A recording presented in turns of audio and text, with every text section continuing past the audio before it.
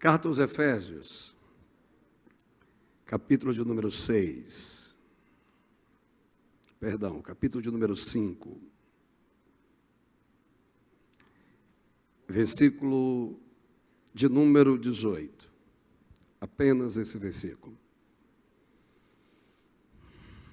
Carta aos Efésios, capítulo 5, versículo de número 18, que nos diz: E não se embriagueis com o vinho, por isso leva à devassidão, mas deixem-se encher do Espírito.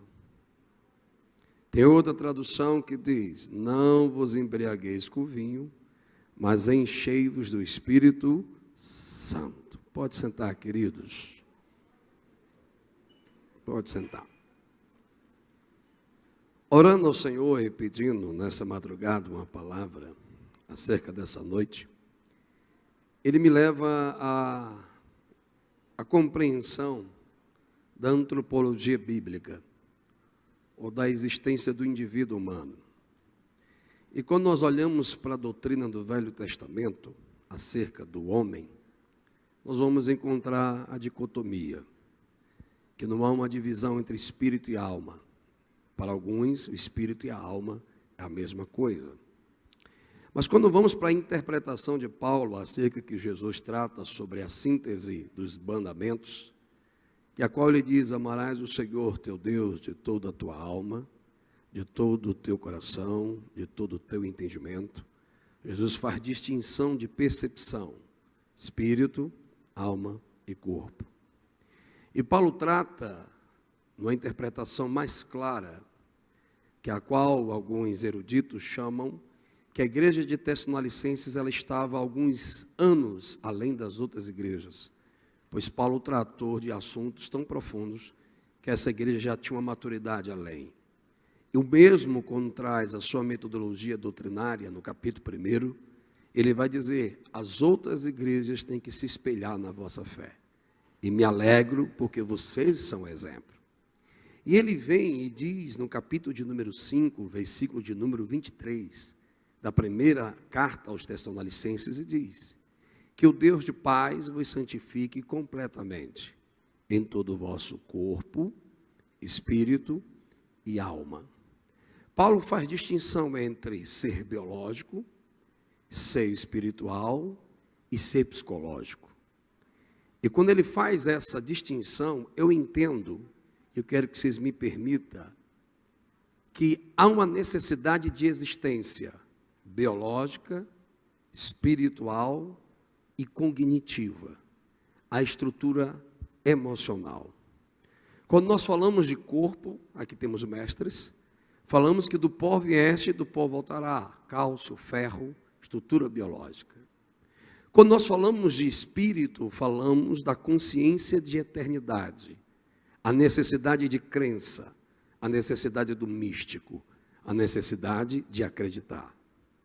Mas quando nós falamos de alma, falamos da identidade de quem é o indivíduo, em algumas características como emoção, sentimento, conhecimento, vontade, consciência e livre-arbítrio. Esse é o indivíduo. E quando Paulo aborda na sua didática acerca dessa concepção da antropologia, ele trata na carta aos Gálatas, uma região da Galácia tão mística, que há uma desorientação. Ou eram muito carnais, ou eram muito radicais na questão mística e religiosa. E Paulo diz que há uma luta entre o espírito e a carne, para direcionar a emoção, você vai entender, o sentimento, o conhecimento, o intelecto, a vontade, consciência e o mais forte, o livre-arbítrio. Pastor, o que o senhor quer dizer? Então há essa necessidade, e nessa necessidade tríplice, há um conflito pessoal da existência humana, entre o seu corpo, seu espírito, para controlar quem é o indivíduo e a sua identidade. E nessa compreensão, Paulo usa uma metáfora muito interessante. E pois eu sinto a presença do Senhor, Ele vai falar com alguém. ele vem e coloca no contexto do capítulo 4 da carta aos Efésios, e o que é interessante, que é uma das epístolas que ele escreveu, não em situação física favorável, e nem em situação emocional favorável.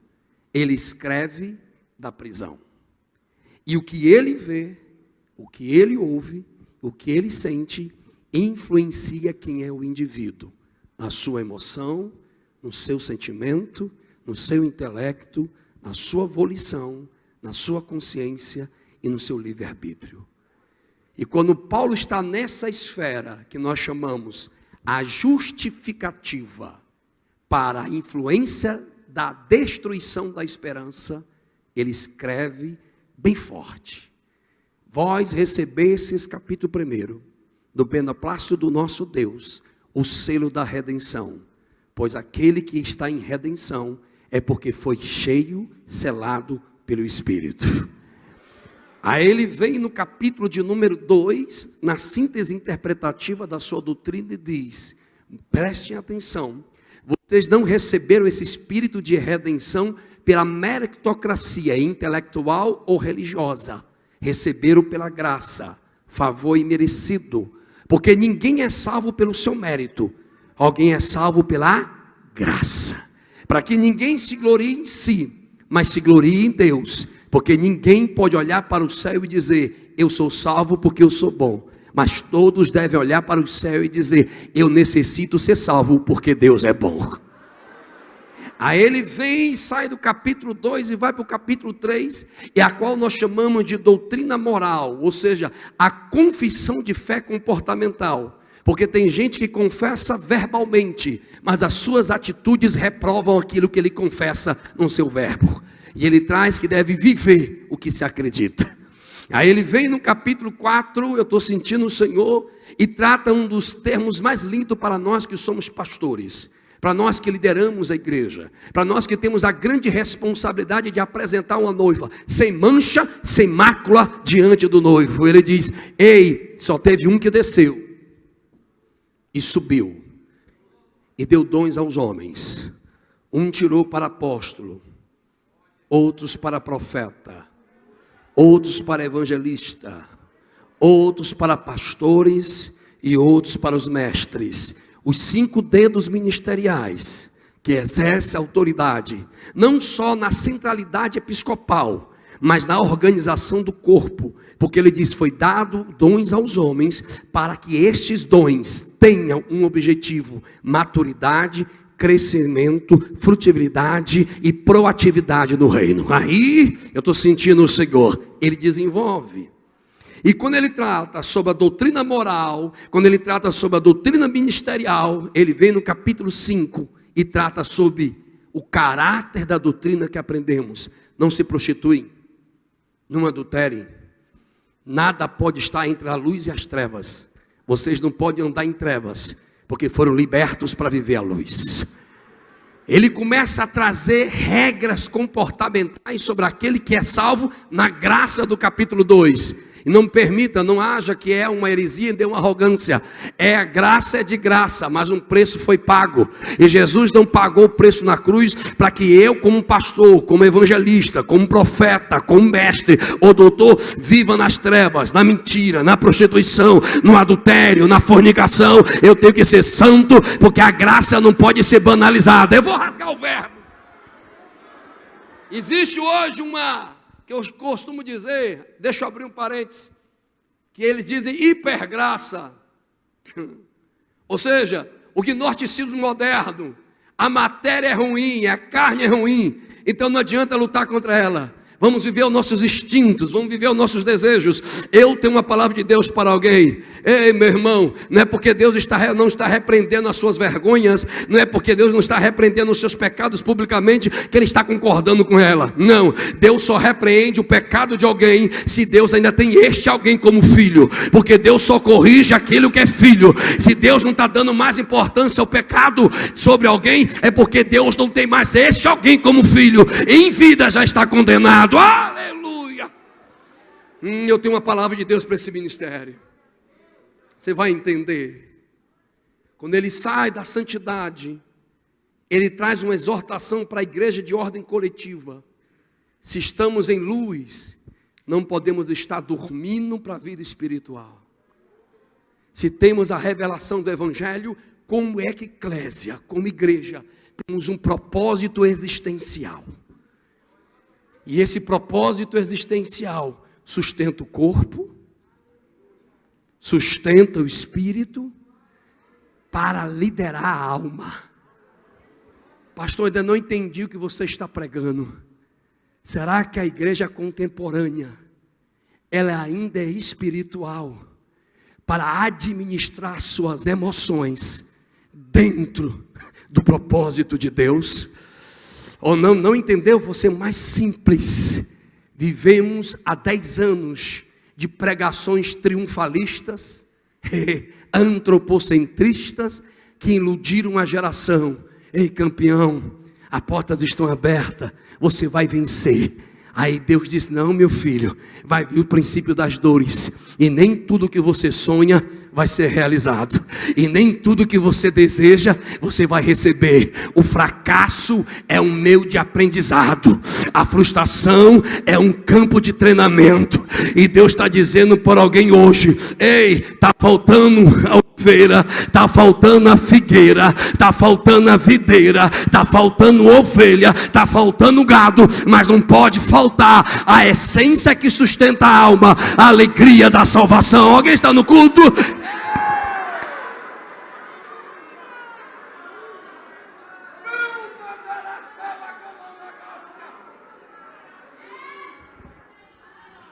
Fomos tão estimulados a reinarmos na terra, que começamos a perder a percepção da herança eterna.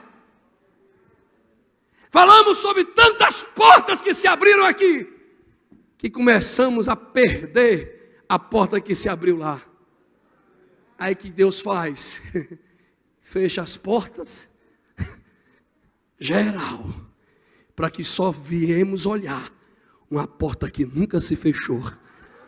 Não entendeu? Vou ser bem claro. Vivemos uma geração que está embriagada emocionalmente, mas precisamos viver uma geração cheia do Espírito. Eu acho que alguém vai adorar Jesus comigo. Não adianta estar com esse olhar analítico, ou procurando algum meio na minha retórica para justificar a tua falta de sensibilidade espiritual. Não vim pregar para você me aprovar, eu vim profetizar na vida de alguém. Não se embriague com este momento, mas seja cheio, porque aquele que há de vir virá. Cadê os pentecostais aqui? Me dê um sinal. Ei! Deixa eu sintetizar.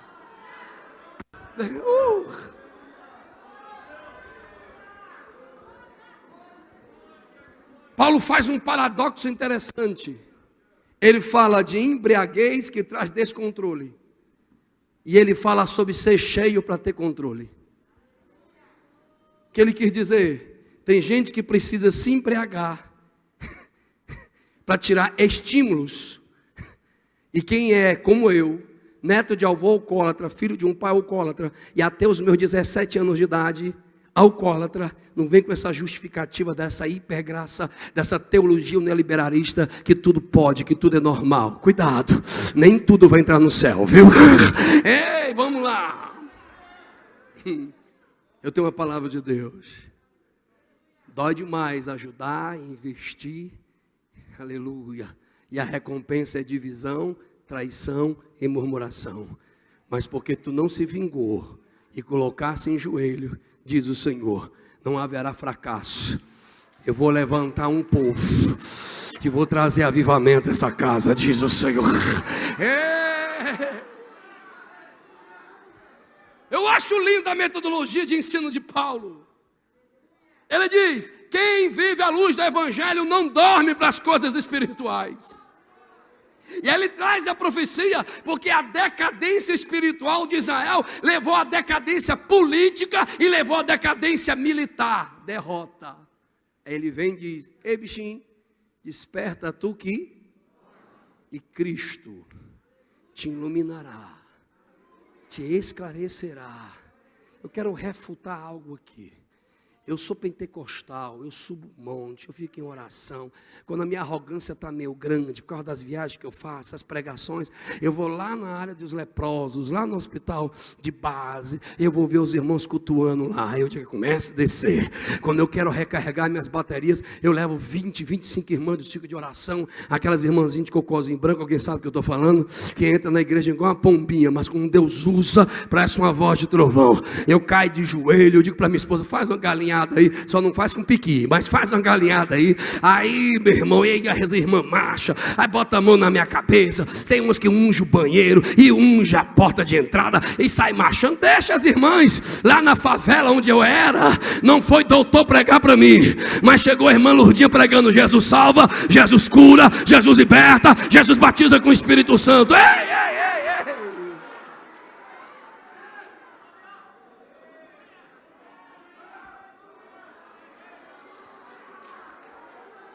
Não sei se os senhores concordarão, mas a minha opinião de pastor desde os 19 anos. Estou com 42. Não tenho uma experiência só de itinerância, tenho uma experiência prática pastoral. E eu estou preocupado, porque foi iludido uma geração que tudo que eles sentissem, eles iam receber. E quando uma criança é privada da pedagogia do não, ela cresce um adulto infantilizado, ingrato e birrento. Aí se apresentou eu vou rasgar o verbo, na teologia do coach, um egocentro e Deus servindo o homem. Foi trazido que o homem é o centro de Deus, a fraqueza de Deus. Não, somos pecadores. A minha filha de 12 anos chegou para mim: papai, eu estou cansada desses encontros kids. Eu digo: de quê? Ai, tudo é que eu vou ser, que eu vou ser, que eu vou ser. E eu quero ouvir o que Deus é, o que Deus é.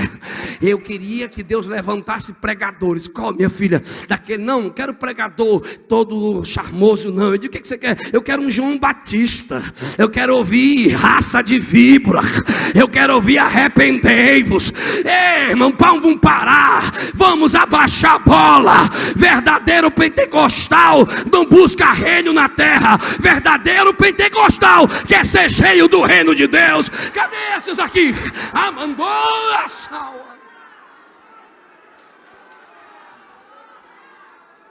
Desculpe, pode torcer a cara, mas eu preciso falar muito nesses 20 minutos. Vivemos uma geração embriagada com o mundo gospel, com o palanque da vaidade, com as vaidades da instituição, homens que querem ser vistos.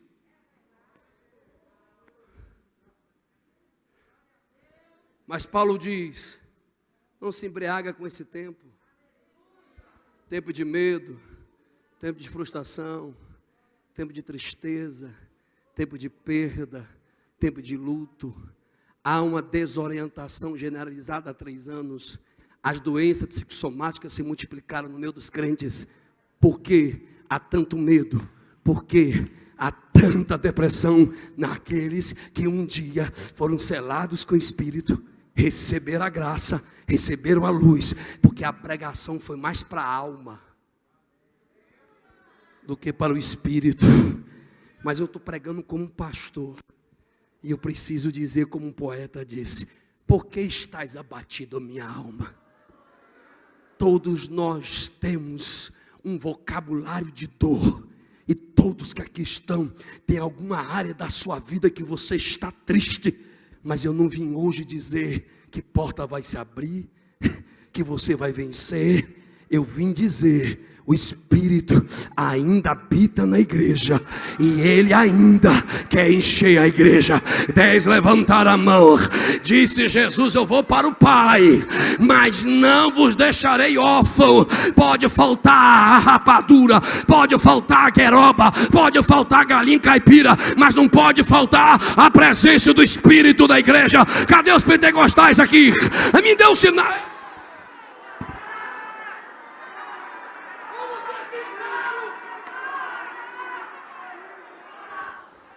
Vamos ser sinceros. Há 4 anos atrás, alguém imaginaria essa desorientação generalizada?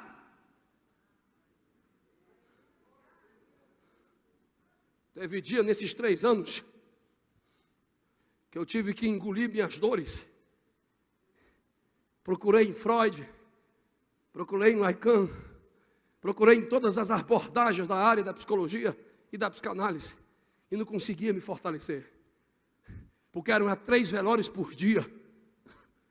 O mundo está embriagado com medo. E aonde está a igreja? Não, eu tenho uma palavra. O fogo arderá continuamente sobre o altar. Eu já vou sintetizar. Ei, pastor, vão lhe criticar, já estão lhe criticando. Mas interessante, não é a semana do triunfo, não é a semana das portas abertas, é a semana do Pentecoste. E ninguém estava reunido para receber da terra, todos estavam reunidos para receber do céu. Quem gosta de Bíblia vai adorar Jesus comigo. Estavam todos reunidos no mesmo, e de repente,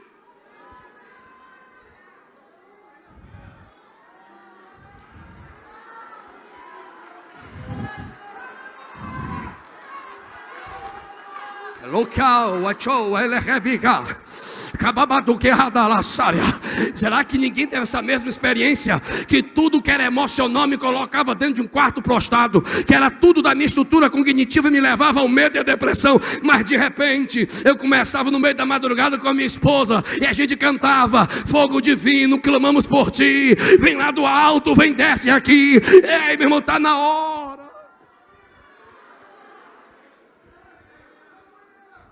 de voltarmos a sermos a Assembleia de Deus de Daniel Berg, Gunavini.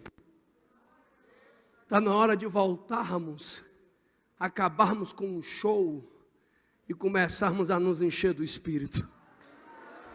Não, você não é cheio porque alguém coloca a mão na sua cabeça. Você não é cheio porque alguém diz que você vai vencer. Você é cheio porque você acredita, porque você necessita e porque você deseja. Eu vou repetir: você acredita, você necessita e você deseja. Se tem 2 comigo, levante a mão e adore a Jesus comigo, por gentileza. Eu preciso acabar.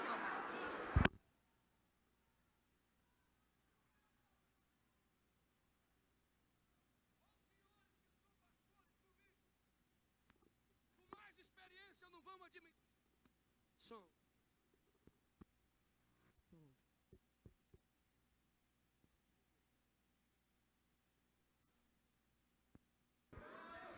Som. Que as doenças emocionais se multiplicaram, que a fragilidade humana se revelou e que a nossa impotência diante de um dilema se revelou.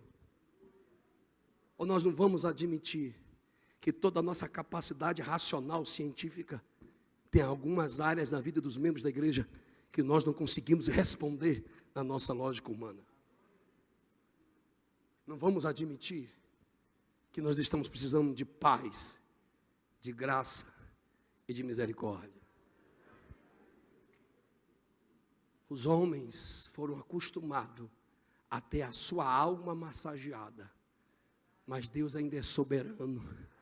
E eles vêm cá: eu tenho uma noiva, eu tenho uma igreja, e essa igreja eu vou treinar. Aonde? Está lá em Oséias. Vou levar minha noiva para o deserto. E lá vou falar intimamente ao seu coração. Estávamos cheios de vozes que não era do noivo, mas ele tirou as vozes dos amantes para dizer: vem, minha noiva, vem, volta a clamar pelo céu, volta a desejar. Será que alguém de aqui consegue admitir comigo que a gente voltou a orar? Volta, Jesus. Será que alguém aqui consegue admitir que hoje você está orando mais pelo arrebatamento? Eu sou o primeiro, cadê o segundo aqui? Está na mão do céu. Nós vivemos um momento de embriaguez emocional, de uma fragilidade absurda. que eu me pego parando o meu carro na avenida e começo a ter uma crise de ansiedade e começo a chorar do nada. Mas Paulo estava na prisão, mas aquela igreja tinha uma experiência, que a mesma é falada, eu já estou concluindo, lá no livro de Apocalipse. Sei que tu é teóloga, sei que tu é ortodoxa, sei que tu és profundamente fiel, mas eu tenho algo contra ti. Olha como Deus é. Exalta a igreja, enaltece a igreja, mas depois volta e diz: mas eu tenho algo contra ti. Volta. O teu primeiro amor, a tua primeira experiência, volta às primeiras experiências com o Espírito, aonde, capítulo 19 de Atos dos Apóstolos, chega Lucas, o único não judeu que escreve o Novo Testamento, e vê Paulo chegando na cidade de Éfeso, idolatria, desorientação, cultura morta, ego exaltado, mas lá tem crentes, mas não tinha salvação, não tinha pregação, não tinha milagre, não tinha avivamento, mas tinha cerimônia, tinha teologia, mas não tinha fogo. Aí ele volta e diz: conheceis o batismo? E o discípulo diz: o batismo de João conhecemos, e o batismo do Espírito, não sei nem quem é, ainda não entendeu. 61 anos, e tem jovens nas igrejas evangélicas da Assembleia de Deus que conhecem mais sobre tatuagem do que a doutrina do Espírito Santo. Tem jovens dentro da Assembleia de Deus que conhecem mais as ciências dos homens do que o Espírito Santo. Mas hoje, às 16 horas, vindo para cá, sendo tirado da estrada por um carro de um embriagado, e ele veio me esculambando até a saída do Lago Sul. O Espírito Santo diz: vai, tem gente que vai achar ruim, tem gente que vai fechar a cara, mas diga ao meu povo que a chama não pode se apagar. Volte a...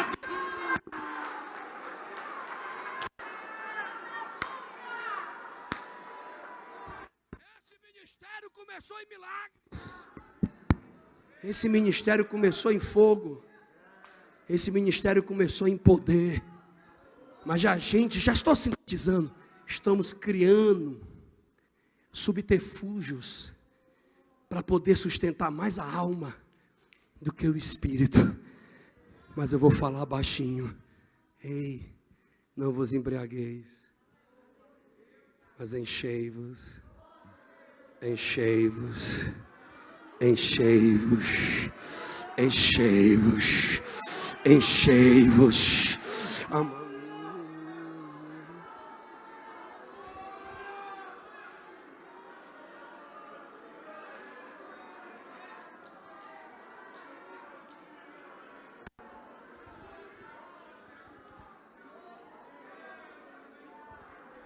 Não estou lhe dizendo que a gente não passa por ansiedade.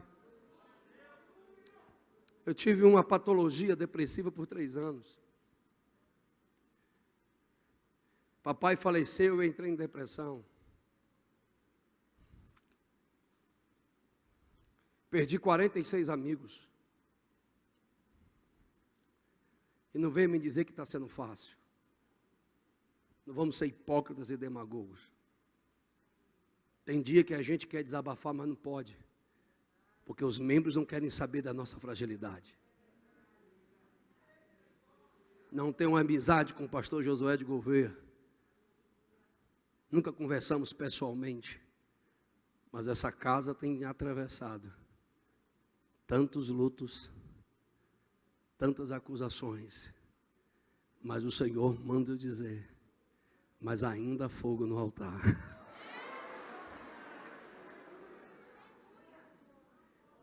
A igreja que é cheia do Espírito, ela não se embriaga com o momento de calamidade.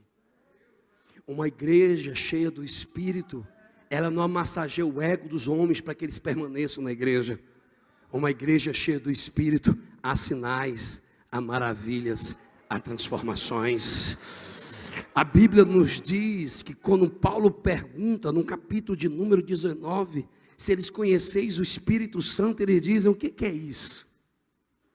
Aí, pastores, me permita, que eu estou com medo da próxima geração. Porque diz lá em Juízes capítulo 2, versículo 7, que toda a geração de Josué conhecia o Senhor e a sua obra. E aos anciões que tiveram no ministério de Josué. Mas no versículo de número 10 vai dizer, levantou outra geração que não conhecia o Senhor e nem a obra do Senhor. Vivemos a geração, e eu vou verbalizar que são pessoas públicas, da Priscila Alcântara, de J.A., dos artistas gospel, que são mais influenciadores dos nossos jovens do que a nossa doutrina pentecostal. Tem jovem que não sabe o que é o avivamento da Rua Azusa, não sabe o que é a confissão de fé das 96 teses de João Calvino ou de Martinho Lutero. Tem gente que não sabe quem é o fundador desse ministério. Por quê? Aonde estamos errando? Temos uma herança pentecostal, mas nós estamos mais preocupados com a alma dos nossos membros, se vão estar felizes, se vão estar bem, se o ego está assim. Desculpe, a igreja que eu sou pastor, para você não me achar arrogante, vá lá na quarta-feira, Paranoá, quadra 18, o culto mais cheio é culto de doutrina. Às 5 da manhã, tem 40 pessoas em jejum e oração. Tem jovens que são ex-traficante, ex-lésbica, ex-travesti, e não foi nada de terapia que os mudou, foi o poder do Espírito Santo. Ei, eu tenho um filho autista, era considerado moderado, não lia, não falava, não escrevia, levei para tudo que foi terapia e ninguém alcançava. A minha esposa, psicóloga, mas cheia do Espírito, bateu no meu peito e disse, meu bem, eu casei contigo crendo no sobrenatural, a ciência humana vai até aqui, vamos voltar. Me tranquei 3 dias no quarto, 3 dias de jejum, 3 dias de oração, me sentei do lado do meu filho e orei, Jesus, me dá um sinal. De repente eu começo a brincar com ele, e hoje o Mateus tem 10 anos, lê, escreve, fala e é batizado com o Espírito Santo. Cadê a Assembleia de Deus, irmão?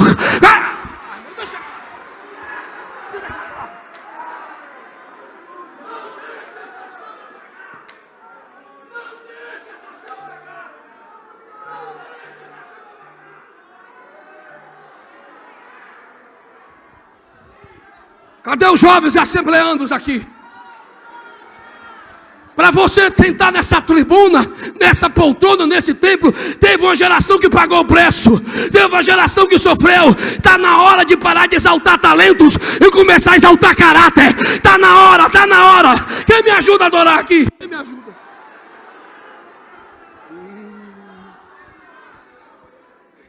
Em pé, pastor. O senhor vai subir e vai quebrar o protocolo, porque o seu pastor vai lhe abraçar, porque hoje, neste abraço, uma grande barreira no meio desse ministério vai cair hoje. Labracalachura, porque o vosso adversário queria dividir essa casa, mas hoje ainda tem crentes que digam não empregueis e querem ser cheios do Espírito Santo. Tem 2 comigo. Cadê o primeiro? Cadê o segundo? Cadê você? Cadê?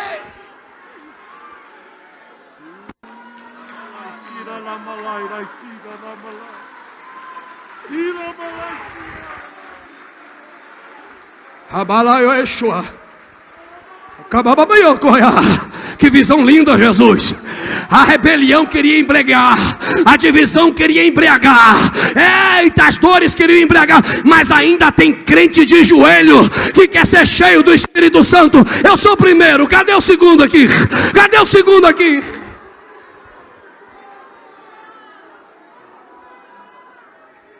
O que é que nós estamos deixando para a próxima geração?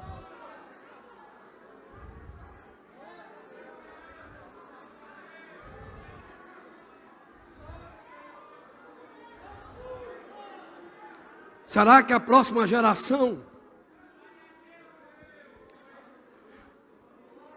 não confunda autoridade com prepotência? Julgue a profecia e não o profeta. O que é que vamos deixar? Será que os nossos jovens sabem qual é a confissão teológica, histórica e de fé das Assembleias de Deus? Será que nossos encontros de juventude, temos simpósios para falar da nossa história teológica pentecostal?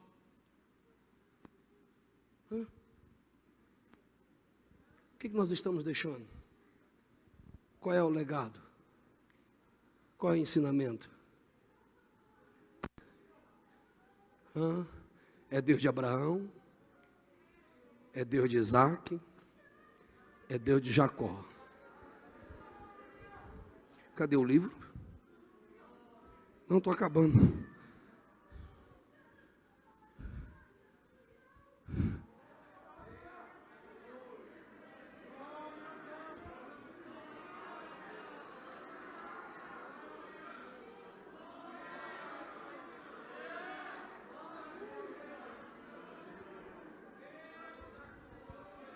As ideologias estão aí. O secretismo, o relativismo, as bandeiras ideológicas, o neoliberalismo. Essa é a geração mais testada de todos os tempos.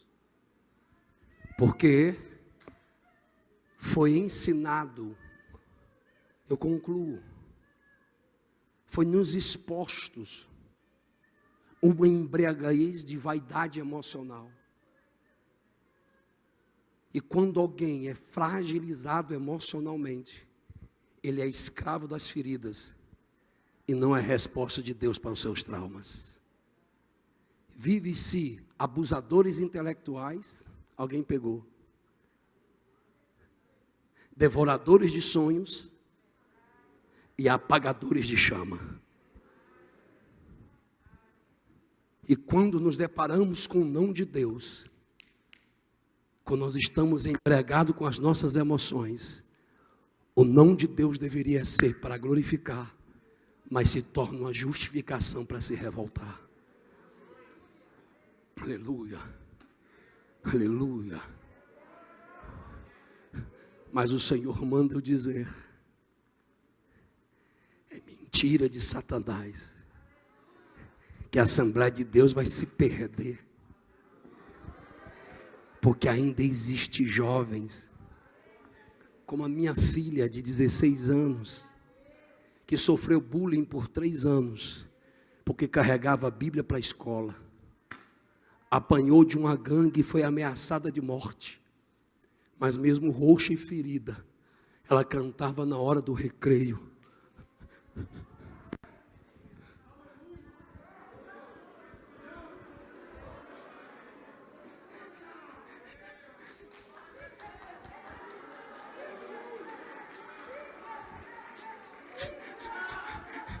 Querem apagar aquilo que foi cantado aqui. Mesmo que não haja fruto, mesmo que não tenha produto, mesmo que não tenha nenhuma visão favorável. O profeta diz, todavia, eu me alegrarei.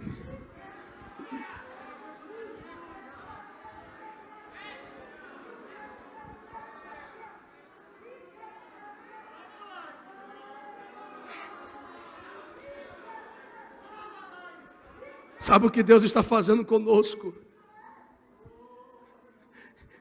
Ele está abrindo os nossos olhos para entender que a nossa alma é depósito de memórias, de dores, de complexidades. E que vamos ter alguma área da nossa vida, eu já fecho a Bíblia, que vai querer nos levar ao descontrole emocional. E levando ao descontrole emocional, entramos na crise existencial. E essa crise existencial está se manifestando, pois eu atendi 28 pastores que entregaram as suas igrejas porque estavam com medo. Há uma crise vocacional. Mas João Batista estava num ventre e experimentou o Messias. João Batista poderia ter o título, mas reconheceu, eu não sou o Messias. João Batista disse, eu batizo com água, mas virá um que batizará com fogo e com espírito. Alemanda la salva. Mas no dia que foi frustrado, No dia que saiu do deserto e foi para a prisão, no dia que os holofotes não estavam mais para ele, e ele ouviu que o Messias libertava, Isaías capítulo 35, ele ouviu que o Messias dava vista aos cegos, mas ele estava na prisão. Ele manda alguém perguntar, diga a ele é o Messias que há de vir? Como é que alguém que desde o ventre tem experiência com o Messias, que o reconhece assim que vê, pergunta se ele é o Messias? Ninguém vai ser sincero. Ninguém gosta de estar na prisão da frustração. E a gente quer interpretar a vontade de Deus segundo a nossa lógica. Por que o Senhor não curou? Por que o Senhor levou? Por que o Senhor fez? Deus não vai responder os meus porquê. Ele só vai me mostrar o que Ele faz. Diga a João que eu sou o Messias. Diga a João que eu sou o grande. Não, diga a João que o cego vê, que o coxo anda, que os leprosos.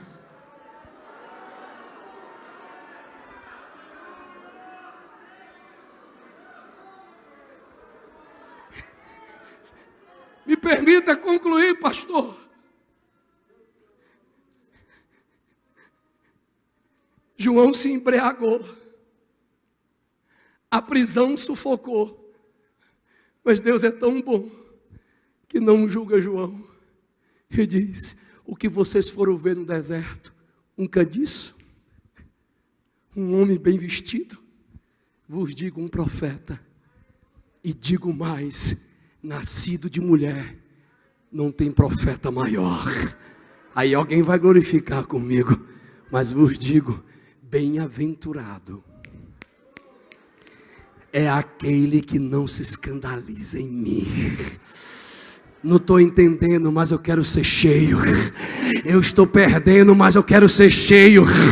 Eu tenho prisões na minha alma, mas eu continuo crendo. Quem pode sentir o poder do Espírito comigo? Toca o teclado, meu filho, e se coloca em pé.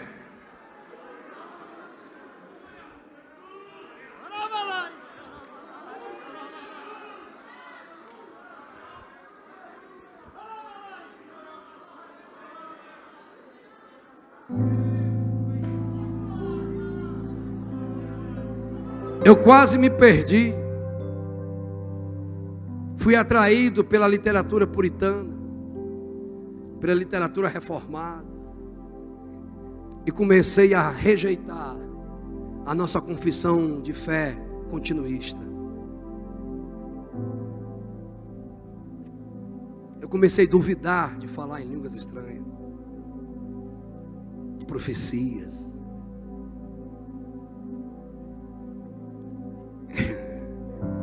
Como Deus está me usando para alguém aqui.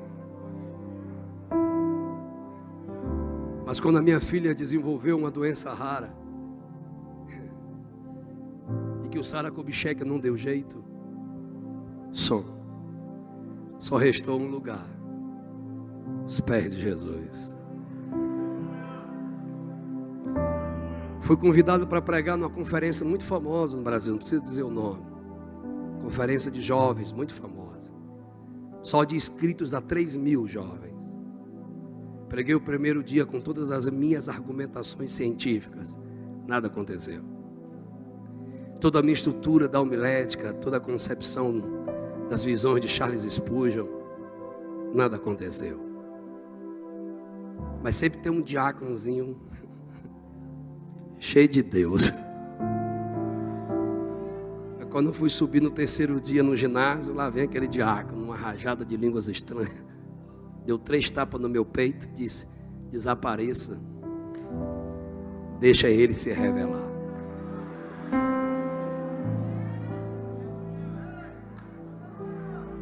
Aí de repente eu prego 30 minutos sobre a interferência do Espírito Santo na igreja, o poder do Espírito dínamo de Deus.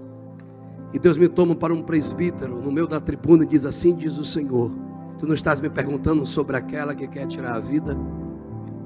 Eu lhe veio 3 vezes e vou continuar livrando. Não indague mais, só adore. Aquele homem caiu de joelho e continuei pregando em um ginásio imenso. E tinha uma irmã servindo água, cabelão, assembleando.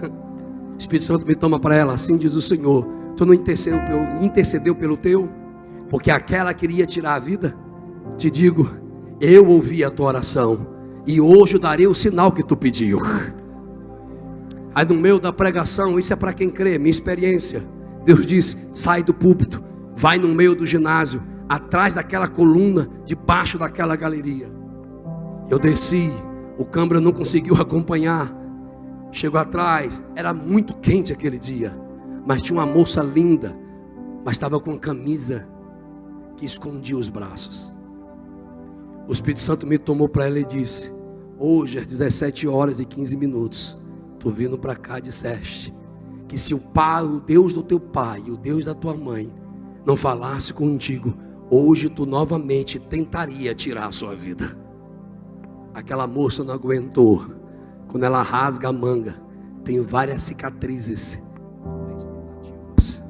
3 tentativas de suicídio. Mas segura, foi internada, passou por todo o tratamento, mas não tinha mais jeito. O pai, um advogado, um homem muito erudito, disse: se verdadeiramente os 30 anos que eu sirvo Jesus é real, a minha filha vai ser viva e liberta hoje. Quem era o homem? O presbítero.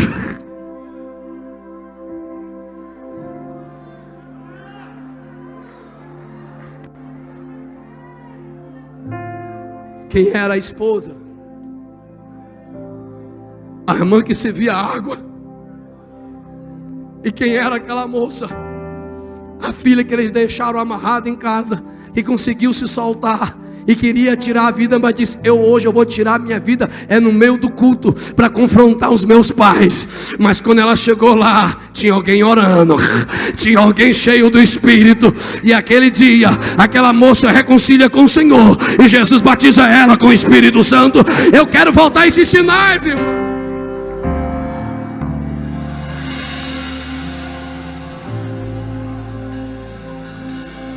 Eu quero não só ouvir as histórias, mas eu quero vivê-las. Jorge Blanco, né? Você não sabe.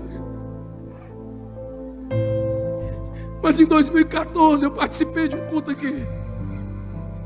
Ninguém me conhecia. E o pregador à noite hoje falou tantas filosofias que a gente não entendeu nada do que ele estava dizendo.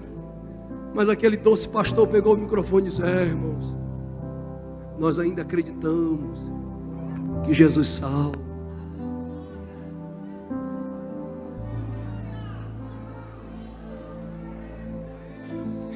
Eu almocei com o pastor Lorival. Ele olhou nos meus olhos e disse: pastor Márcio, não vamos deixar a nossa Assembleia de Deus se perder. Precisamos voltar à essência do Pentecostes. Pastor Divino Gonçalves, saudosa memória, 2014, 2004. Eu prego na reunião de obreiros lá em Taguatinga. Ele me para depois da mensagem e diz: meu filho, por favor,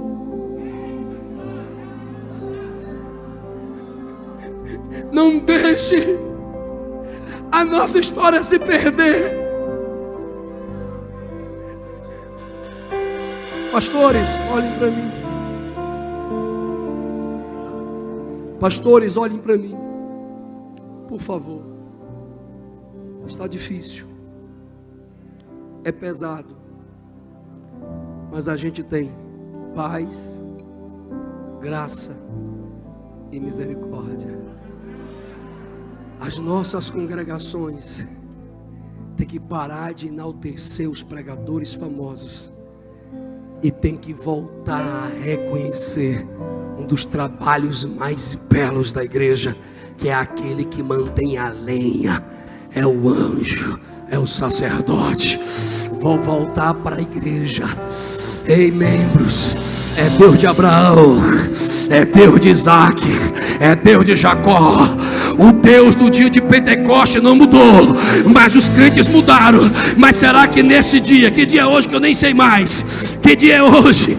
Hoje é o que? 12, 11, 10 de fevereiro de 2022, no Templo das Assembleias de Deus, Ministério de Vila Nova, ainda tem crentes pentecostais que querem ser cheios do Espírito Santo. Se é verdade, lance as mãos para cima e me ajude a adorar, me ajude a adorar. Canal Aliança Vídeo. Aqui você encontra conteúdos que irão edificar a sua vida. Louvores, palavra, oração. São mais de 1000 vídeos publicados para abençoar milhares de vidas. Inscreva-se no nosso canal, deixe o seu like, comente e compartilhe.